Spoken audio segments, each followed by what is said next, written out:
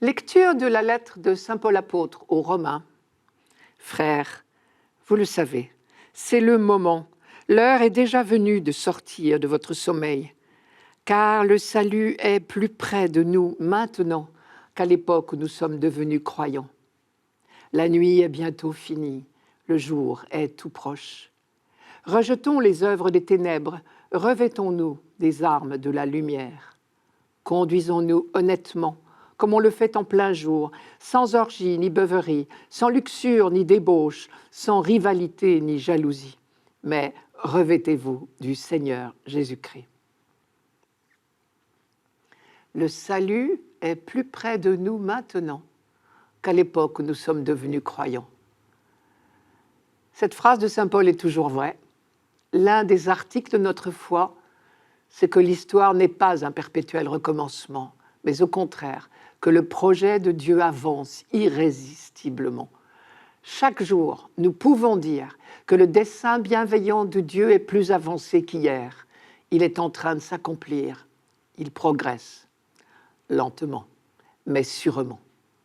Oublier d'annoncer cela, c'est oublier un article essentiel de la foi chrétienne. Les chrétiens n'ont pas le droit d'être moroses, parce que chaque jour, le salut est plus près de nous, comme dit Paul. Or, ce dessein bienveillant a besoin de nous. Ce n'est donc pas le moment de dormir. Nous qui avons la chance de connaître le projet de Dieu, nous ne pouvons pas courir le risque de le retarder. Ce qui veut dire que notre inaction, notre sommeil, comme dit saint Paul, a des conséquences sur l'avancement du projet de Dieu.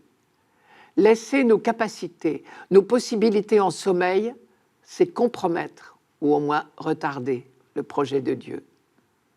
C'est ce qui fait la gravité de ce que nous appelons les péchés par omission. Le dessein bienveillant de Dieu n'attend pas. Comme dit saint Paul, la nuit est bientôt finie, le jour est tout proche. C'est ce qui fait la grandeur, j'aurais envie de dire la gravité de nos vies. Si j'en crois saint Paul, notre conduite quotidienne est de la plus haute importance. Il y a des manières chrétiennes de se comporter et des manières qui ne méritent pas le nom de chrétienne. Il y a des activités de ténèbres et des activités de lumière. Ce qui ne veut pas dire que nous, chrétiens, avons toujours des comportements dignes de notre baptême et que les non-chrétiens n'auraient pas des comportements dignes de l'Évangile.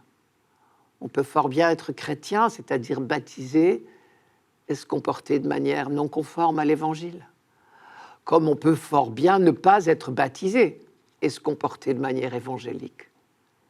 Mais en fait, et c'est certainement important, Paul ne dit pas « rejetons les activités des ténèbres et choisissons les activités de lumière », comme s'il suffisait à chaque instant d'exercer notre liberté de choix. Il dit « rejetons les activités des ténèbres, revêtons-nous pour le combat de la lumière ». Il me semble que cela veut dire deux choses. Première chose, bien sûr, c'est ce choix que nous devons refaire chaque jour. Un choix qui peut parfois prendre l'allure d'un vrai combat.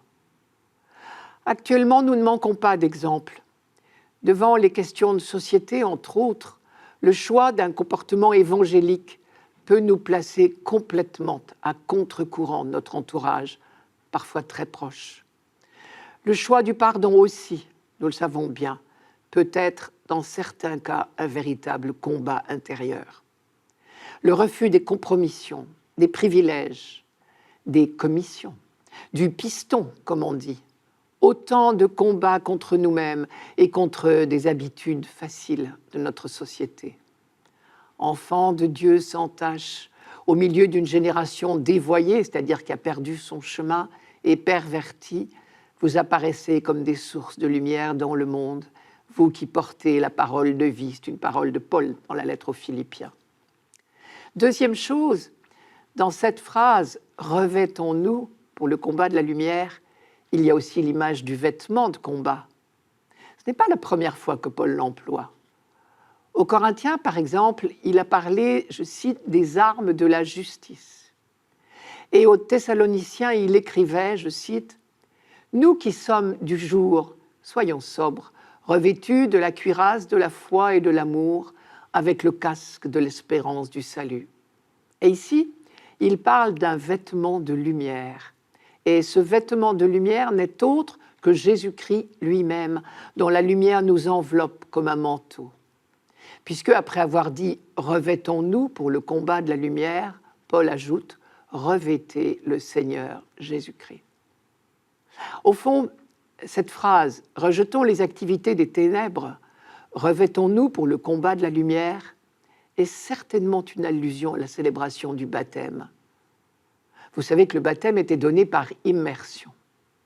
Pour être plongé dans le baptistère, le baptisé rejetait d'abord ses vêtements pour être revêtu ensuite de l'aube blanche en sortant de l'eau, signe que le baptisé était désormais un être nouveau en Jésus-Christ.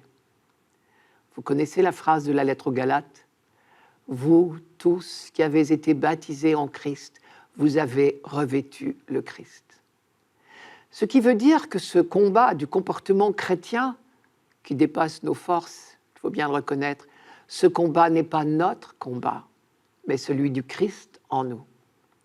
Alors nous nous souvenons de cette phrase de Jésus lui-même. « Quand on vous persécutera, mettez-vous dans la tête que vous n'avez pas à préparer votre défense, car moi, je vous donnerai un langage et une sagesse que ne pourront contrarier ni contredire aucun de ceux qui seront contre vous. » J'y pense.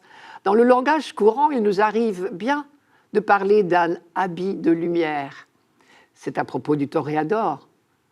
Ici, saint Paul nous dit que nous pourrions tout aussi bien employer cette expression pour les baptisés.